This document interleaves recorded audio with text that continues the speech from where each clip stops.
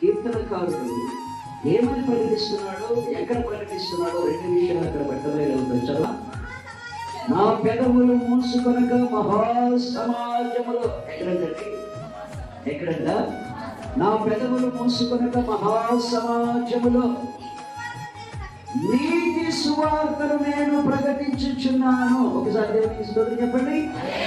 సువార్తమ్మా, నీతి సువార్తను మహాసమాజములో, ఒకరిద్దరి మధ్య కూడా కాదు, ఒకరిద్దరి మధ్య కూడా కాదు, మహాసమాజములో నేను ప్రకటించుచున్నా.